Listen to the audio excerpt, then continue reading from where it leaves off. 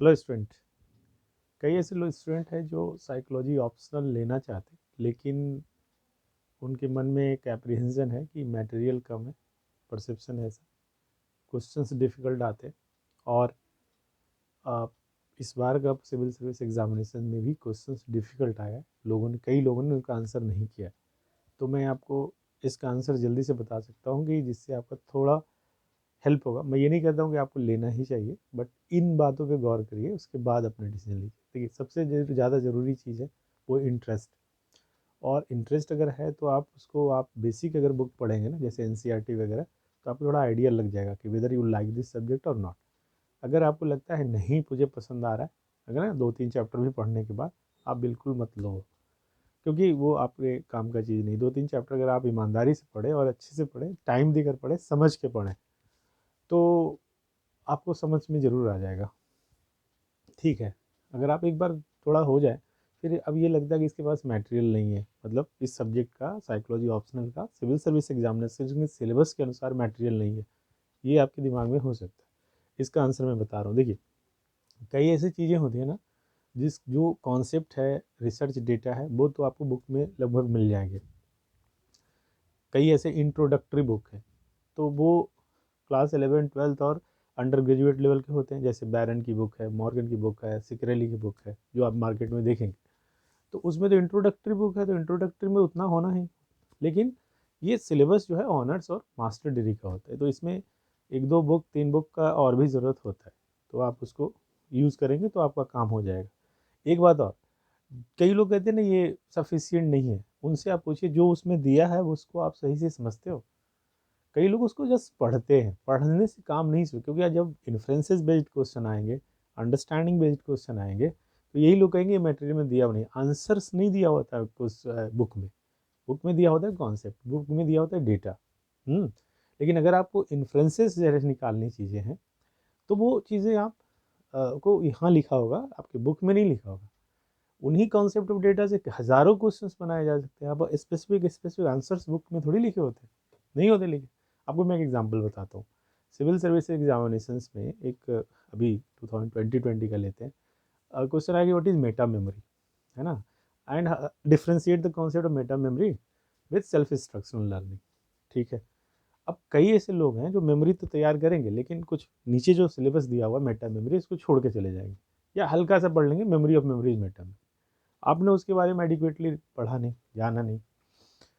अब नहीं जानने के कई कारण होते हैं। डायरेक्टली वो बैरन और मॉर्गन में नहीं दिया, इसलिए शायद आपने नहीं किया होगा, लेकिन चूंकि वो प्रिस्क्राइब्ड है, इसलिए आपको पढ़ना चाहिए।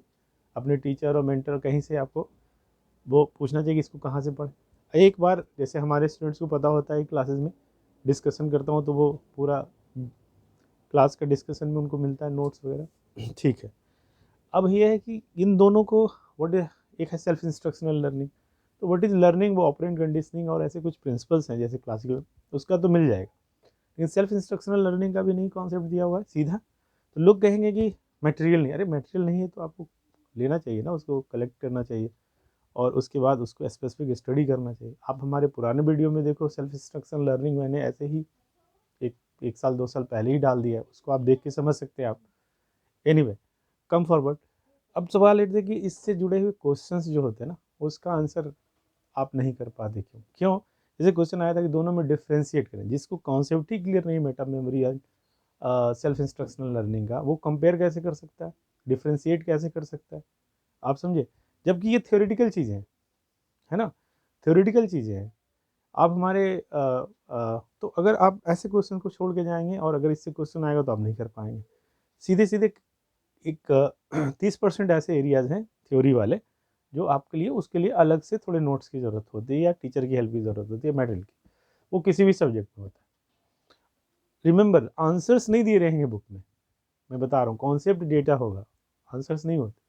दूसरा, ये भी आप ध्यान रखना कि जो एरिया आपने जाना है, समझा, जैसे लर्निंग का ट्रेडिशनल जो एरिया, उससे क्वेश्चंस आए, कई लोगों ने नहीं किया, क्योंकि क्वेश्चंस की समझ नहीं, उतने डेप्थ में उन्होंने पढ़ा नहीं। तो एक तो आपको ये समझना चाहिए। दूसरा, जैसे कहते हैं कि सेल्फ इंस्ट्रक्शनल लर्निंग को हम क्लासरूम में कैसे प्रमोट कर सकते हैं, है ना, तो इनोवेशंस में या क्रिएटिविटी में सेल्फ इंस्ट्रक्शनल लर्निंग ज़्यादा काम करती है। तो अगर आपने पूरा इसको समझा नहीं तो अप्लाई नहीं कर सकते। तो थ्योरेटिकल पार्ट तो आपको मटेरियल में मिल जाएगा, लेकिन एप्लीकेशन वाला पार्ट, एप्लीकेशन एक आर्ट एंड साइंस है, जो दोनों चीज़ें होती हैं। तो आपको अपने माइंड से सजेस्ट करना होता है कि कैसे किया जा सकता है।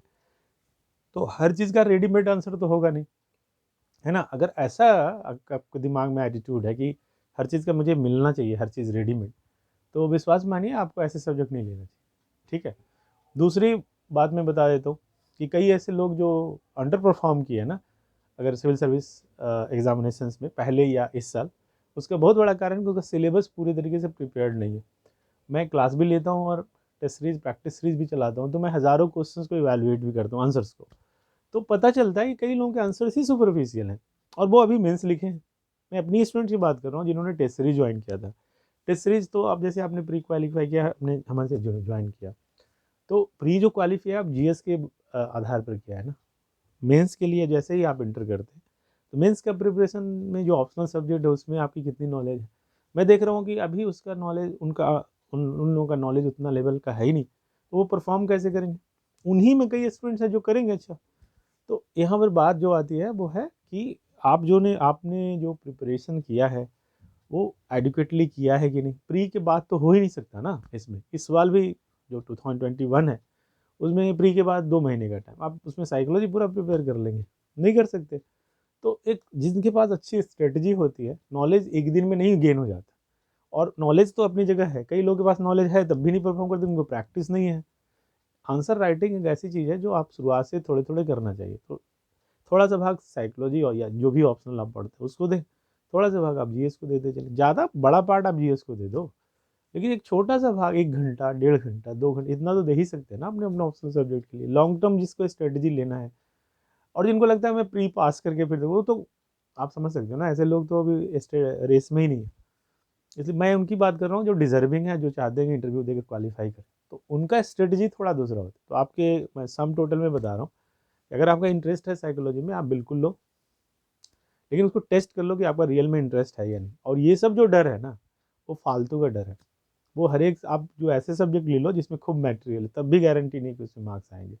तो मटेरियल जैसे जो छोटे मोटे शॉर्ट है ना, वो टीचर से, मेंटर से और थोड़े से मटेरियल कलेक्ट, एक बुक में हर जगह नहीं मिलेगा। और बार बार मैं रिपीट किया जा रहा हूँ कि आप हर क्वेश्चन का आंसर जब ढूंढोगे तो नहीं मिलेगा। अगर आपको मॉडल आंसर चाहिए कि कैसा होता है, तो मैं वैसे अपलोड करता रहता हूँ यूट्यूब पे फ्री में, उसका कोई ऐसे चार्ज नहीं है, तो आप उसको देख सकते हो।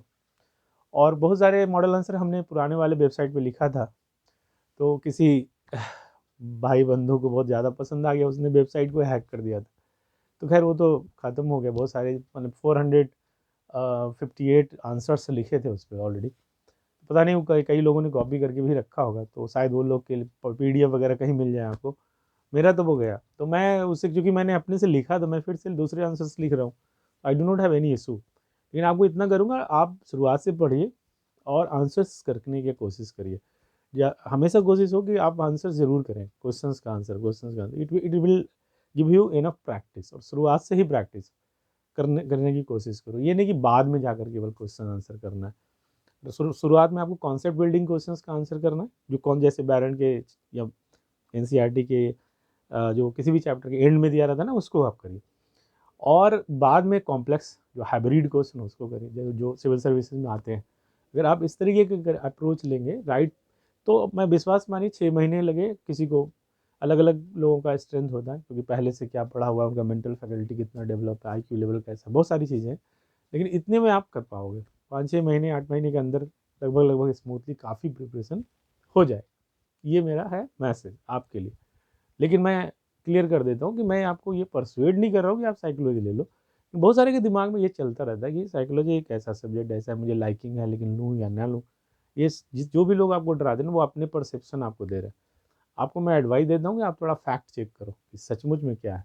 लोगों के मार्क्स कम आते हैं ऐसा रहेगा, लेकिन जिन लोगों के नॉलेज अच्छे हैं तो आता भी है मार्क्स। देखो कई लोगों के कम भी आते हैं, वो अपने अपनी वजह से कम और ज़्यादा आते हैं, है ना। तो आपको, I hope I made it clear. और मैं कोई ना तो एग्जैगरेटेड होप दे रहा हूँ, ना तो आपको डिस्पेयर बता रहा हूँ कि भाई निराश हो जाओ। हमेशा आप ऐसा एक्सपेक्ट करो कि भाई हमें 300 के अराउंड मार्क्स मिल जाए तो बहुत है।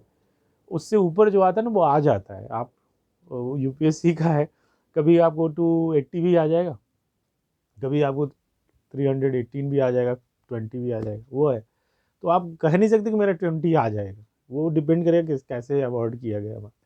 जैसे हमारी स्टूडेंट पिछली बार जो 2 है उसका काफ़ी अच्छा प्रिपरेशन था, लेकिन 289 या कुछ 80 के आसपास ही रह गया। तो सिलेक्शन हुआ, लेकिन थोड़े और भी चीज़ों पे दबाव बढ़ता है। लेकिन कुछ पहले पहले वाले साल में देखिए कई लोगों को 300 से ऊपर बहुत सारे मार्क्स आए। तो ये वैरी करता रहता है यूपीएससी में, वो हर एक सब्जेक्ट्स के लिए, चाहे वो ज्योग्राफी के लिए हो, साइकोलॉजी के लिए, सब में होता है। तो उस वो साइकोलॉजी में एट्रीब्यूट नहीं कर सकते, या किसी ज्योग्राफी में नहीं कर सकते, या वर्ड में नहीं कर सकते, वो सब में होता रहता है। ये यूपीएससी को देखना है कि कैसे वो अवॉर्ड करती है, क्या उसका क्राइटेरिया। तो अभी एंथ्रो में कोई कई लोगों के एंथ्रो में बहुत सारे खराब मार्क्स आए, है ना। तो ये चीज़ें आई होप मैंने कुछ बेसिक चीज़ें आपको बता दी है, शायद आपको, आप मेरी बात को वैसे मत बोलो कि गुड फेथ में, बस सिर्फ आप टेस्ट कर लो जो मैं बता रहा हूँ, और उनसे बात करो जिन्होंने अच्छी खासा तैयारी कर रखा है, उनसे एक्सपीरियंस अगर आप लोगे, दे विल गाइड यू कि कैसे करना चाहिए। लेकिन इतना तो है कि आपको आंसर भी लिखना पड़ेगा, समझना भी पड़ेगा, और it is not essential you should memorize a break concepts, पागल हो जाओगे फिर। अंडरस्टैंडिंग इज मोर इम्पॉर्टेंट, है ना। तो जितना एक परफॉर्मिंग आर्ट के जैसा है कि आप करते जाओ, हो जाता है प्रैक्टिस। तो जीएस में भी वही लागू होता है, इसमें भी वही लागू। थैंक यू, आज के लिए मैं एक आपको थोड़ा गाइड कर दिया हूँ। अपने पसंद से, अपने चॉइस से, अपने जजमेंट के अनुसार लेना चाहिए आपको डिसीजन, मेरा एक एडवाइस है।